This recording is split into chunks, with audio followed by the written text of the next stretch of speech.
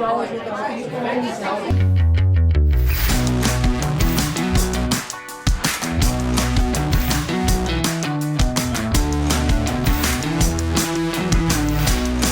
to Cwic Show. My name is Greg Mattson and I am your host. In this episode, we are covering the document that has been put out for K-12 in Utah that is called the Gender Identity Guidance for Utah Public Education for Public Comment. Now, this is mostly about transgender students in K-12. I'm not really going to go into that much. That's not the point of the episode. What I want to talk about, I think, is something a little broader and a little more generic, but I think it can be a lot more insightful if you look at things this way. What I want to look at is the document itself and how it's written. I want to talk about the language, and I want to talk about the intent here. And the intent has a lot to do with it's not just, okay, we're going to reach out and help those that are kids that are transgender. It has to do with changing the systems. And that's what you need to look at. See, I can replace transgenderism with race here, with ableism, with citizenship, with any other intersectional privilege class here. And have the exact same thing happen. And you will see that in K-12 as we move forward. There will be more and more guidelines or changes or proposals for systemic change for all of these different levels of and groups within intersectionality. This is just one simple change. It happens to be a pretty big one. But there will be many of these where we are turning to accommodate, not just accommodate, I shouldn't say that's a bad word. It's not just accommodate, but we change everything in the system in order to help out those that fall into that type of a category. And the way you need to look at this, it's not just transgenderism. I know that's the focus of this. And if you live in Utah, and you're looking at this right now, and at least they're opening this up so that there's response and debate a little bit on this document and their proposals. But that's not what this is about, right? This is a widget that you're looking at here, a small widget that you're looking at here, and you're focused in on, and you're looking at this and you're saying, this widget is bad, right? Or this widget concerns me at least. Or is this the right widget? And this is the right shape of the widget here that's been made and taken from the factory and putting this, and you're looking directly in at the widget thinking that this is all about the widget. It's not. You have to step back and look at the machine. The widget is a small machine part. And the machine itself has a function. The widget is just a part of it.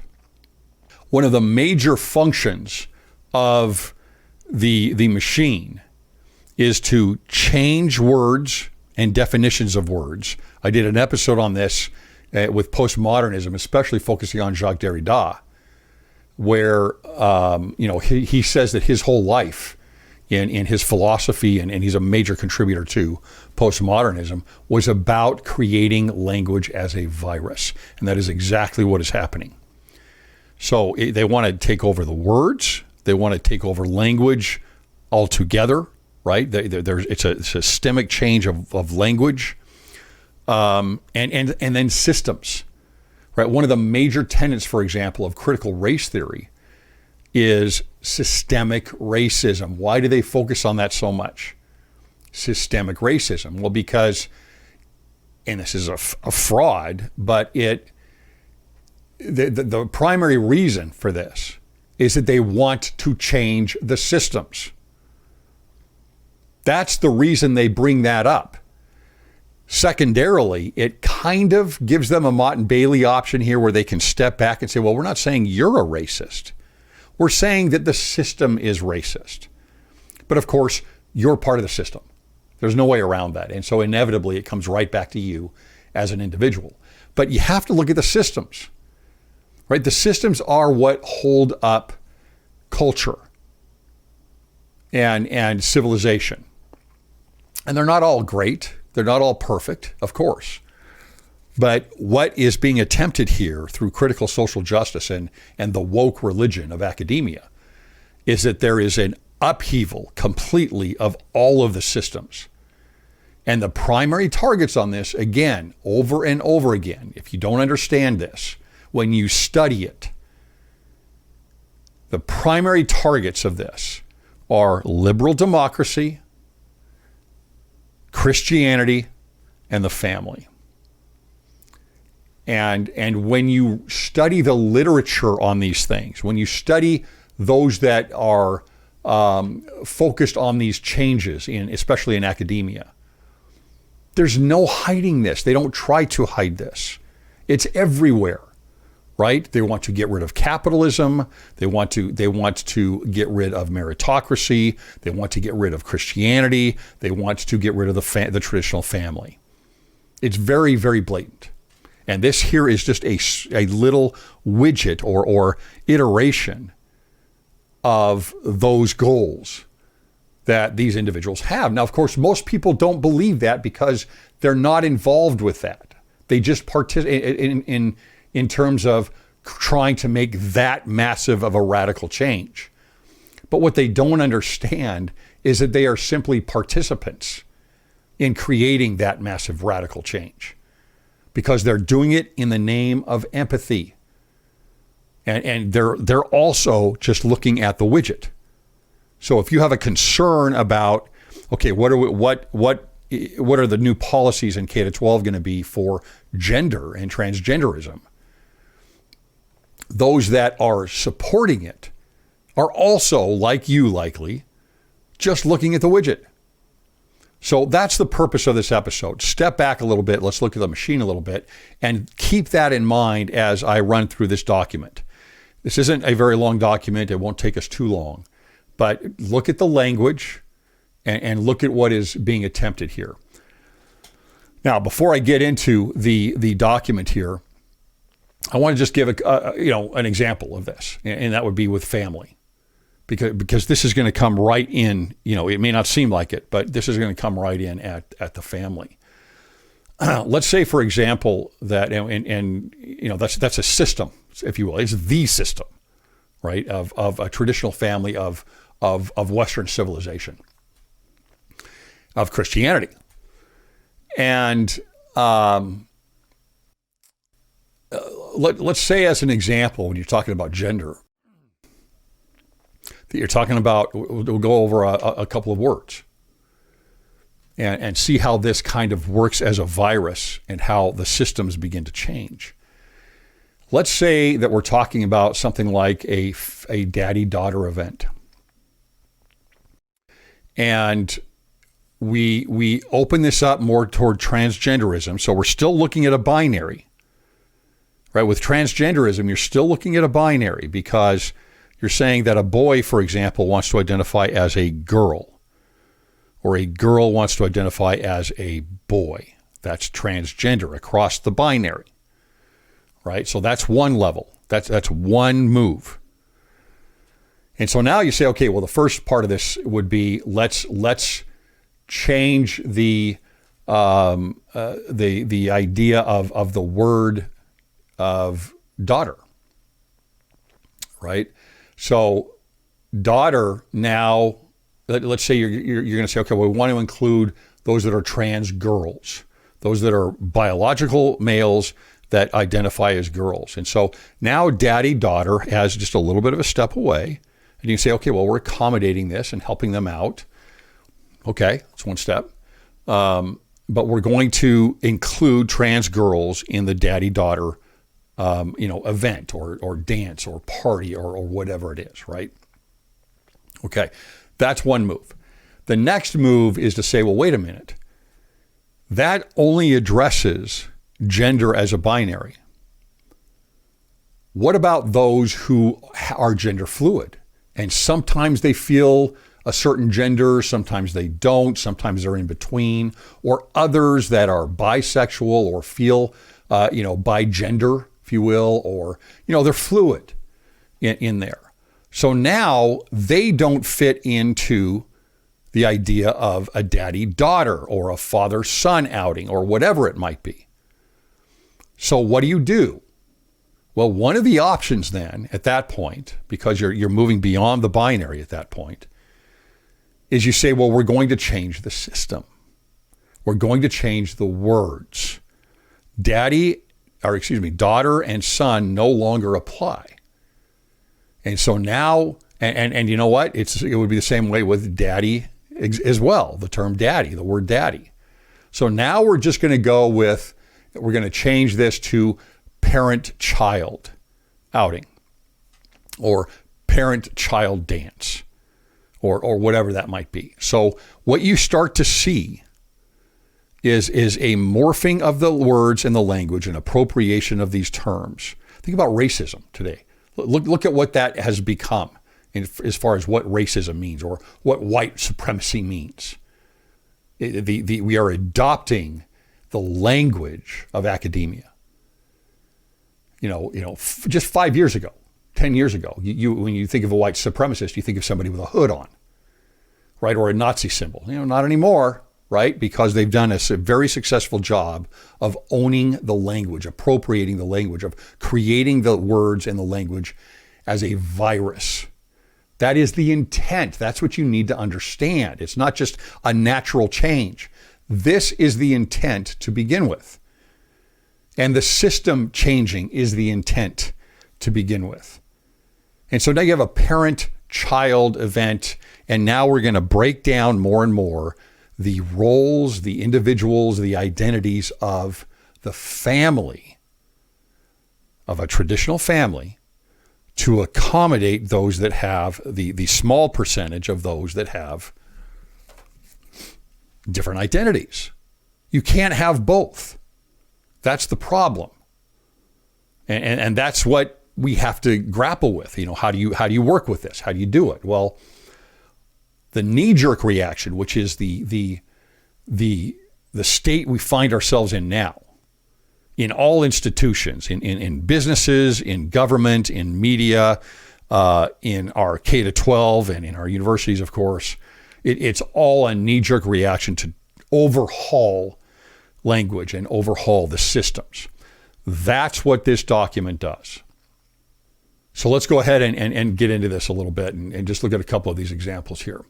First off, it starts off pretty well, as you would expect something that is looking for approval to start off.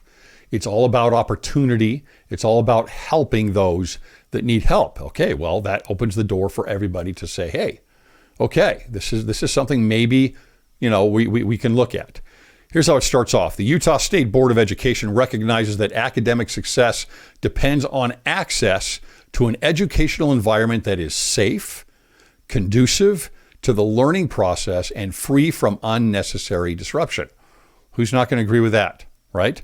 We value, here's our first term, educational equity. Now, you're going to see this more and more. You're going to see two terms that mean the same thing. One is educational equity, and they're usually used interchangeably. We'll see how it develops going forward. But educational equity, which means overhaul the systems. If you actually are reasonable about what this means, it means overhaul the systems. The other phrase that is used in the same way is educational justice, of course. So you're going to see that a lot. And it's the same thing. It means overhaul the systems.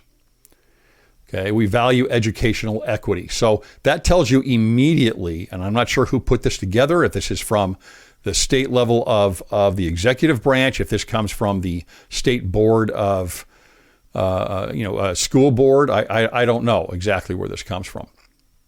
But I probably should know that. It's probably on the document here somewhere.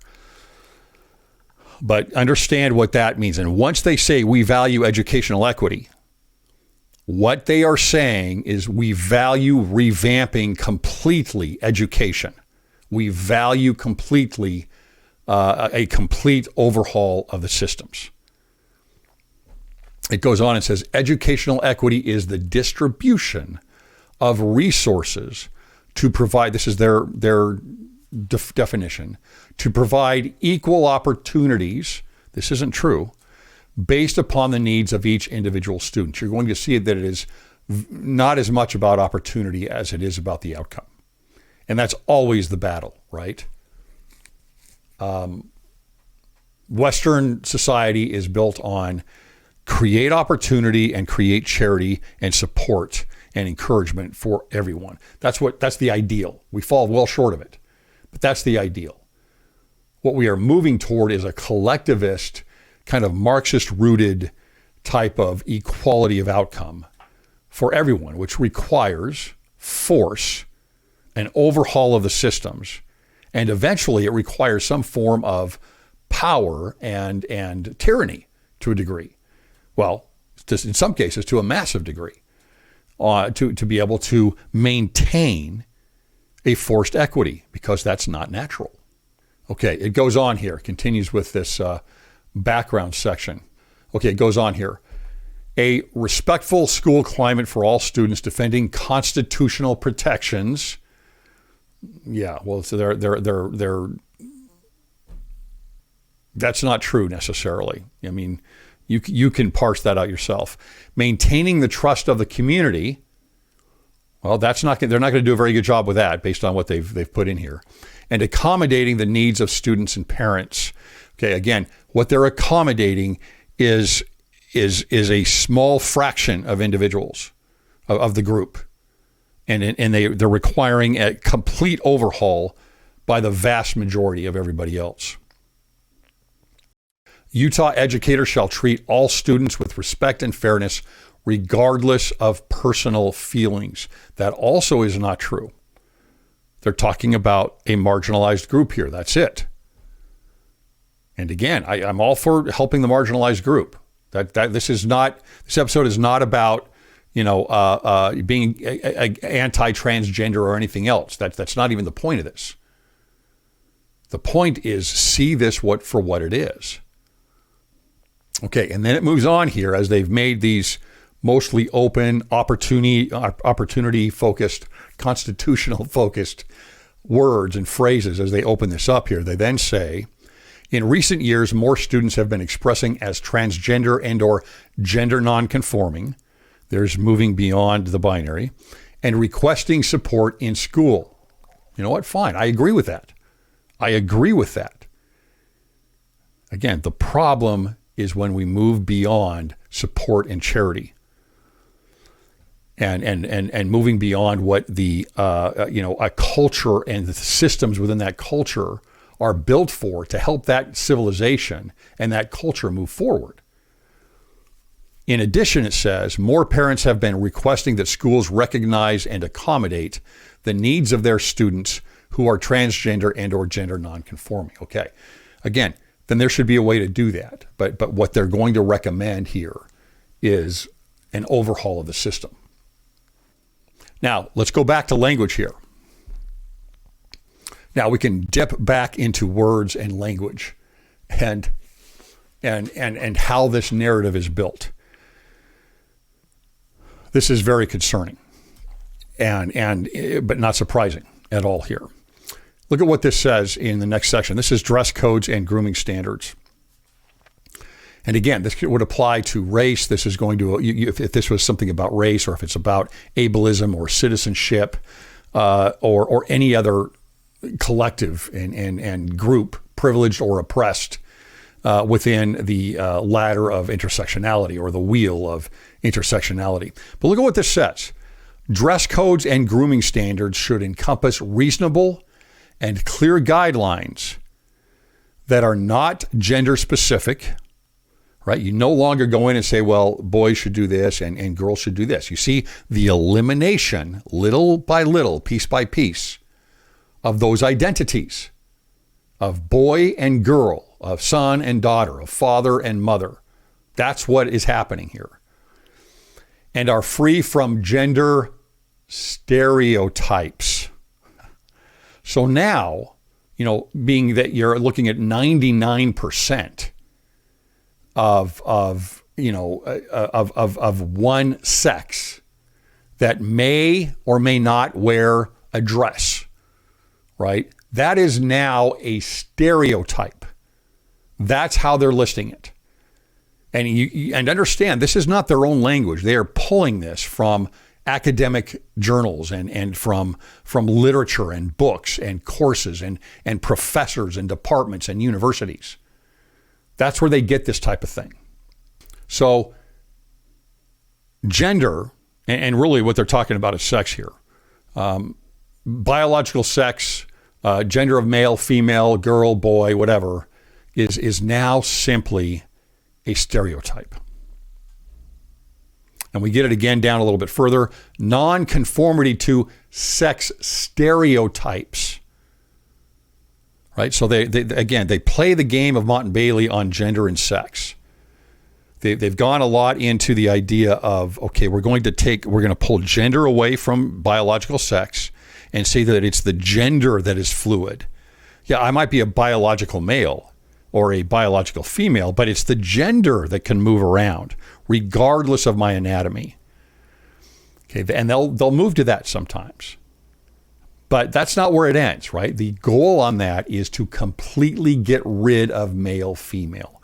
The goal is to get rid of any type of gender or sex distinctions. So as they focus on these new identities, over here, it's a shell game, right? They're removing at the same time traditional identities. You can see just how unbelievably pernicious this is. Now, they go in and they give some examples of how this might work out, right? So here's example 4. A school traditionally requires boys to wear blue gowns and girls to wear gold gowns at graduation. The school may continue this practice, okay? Great. But allow students to choose their color of gown. The school may decide to assign the gown color to be worn based on last name. All right, so look, at least they keep that open to saying that, you can continue the practice, and if someone is a biological male and they identify as a female, they identify as a girl, then they can wear the gold graduation gown, right? That's one thing. Again, that's one move. But then we can also, they give you the option of, let's upend the system. Let's change it all. Instead of dividing by boy and girl, why would you even recommend this? Instead of dividing by boy and girl, let's divide by the beginning of your last name. A removal of traditional identity. Then we move into the facilities section on this. And where we've seen here previously up to this point, we keep getting the terms of transgender male, or someone who appears to be a boy or appears to be a girl. So for example, if I go back up here on the dress code, example 1, a student who appears to be male, right? Example 2, a student who appears to be male. Example 3, a student who appears to be female. Okay, so you see they're using that, but when they get to the facilities, where the showers and bathrooms are, this is very telling that they remove this because they don't want you thinking about this. So they no longer say a student who appears to be male wants to identify as a girl and use the bathrooms and showers of the females, of the girls. They're not going to use the same language here. It's manipulative. So they say instead, students have access to facilities that correspond to their consistently asserted gender identity. They're not going to say if someone appears to be a male, right? Because that's the big problem, right? No student should be compelled to use an alternative restroom. So in other words, if you're a biological male, you can't be forced into using an alternative restroom that isn't the boys' restroom or the boys' locker room, or vice versa. You can't be forced into an alternative type of a third type of facility, right? So when they use the examples here, again, they don't use the appear as male or appear as anything. Here's example 1. A student who is transgender wants to use the restroom that aligns with their consistently asserted gender identity. And again, this is the point of this episode is not to go into the transgenderism and all the Pandora's box that is being opened here. So I'm not going to really go into that. Example 2, I'm just looking at the language. A student who is uncomfortable because a student who is transgender has been using a certain restroom or locker room should be allowed to use an alternative restroom and or locker room. Again, they're not going to use that language here. Student 3, they talk about a student who is transgender, not who appears male. They're staying away from that. Now, there's a lot more that goes into this document, and if you want to drill down a little bit more into looking at the policies and procedures that are being proposed here, that is obviously up to you, and you can go in and take a closer look at what they are proposing, right? It's a big deal. But what I wanted to do was show you a little bit more about how to look at these things. This is a widget. It's an important widget. But you've got to step back and see what the machine is trying to accomplish. Words, language, systems, right? They are looking to overhaul all of these things. Their targets: liberal democracy, Christianity, and the family. So the more that we radically change the systems overall, which goes way beyond accommodating, right? Then what we're doing is we're changing the culture. We're changing our form of government. We're changing our form of systems. We're changing our liberal democracy. That is what they want. Those that produce the literature and the organizations and the lobbying, right? They are fervent anti-capitalists. They are fervent anti-family. They are fervent anti-Christianity. They are fervent anti-Western culture. I promise you. And they're not hiding it. It's not being hidden. And so I go through and I get these comments on these episodes and emails, and it's like they say, that's not what this is. That's not what CRT is. They're not trying to do this. Because they think they know, because for them, what they've been told from the middle group is only what they think is the best part about the empathetic portion of say, CRT or any part of intersectionality, anything to do with critical social justice. There is a machine in place, and it has a purpose, and it's already built, and it is moving and producing at breakneck speed. Thanks for listening.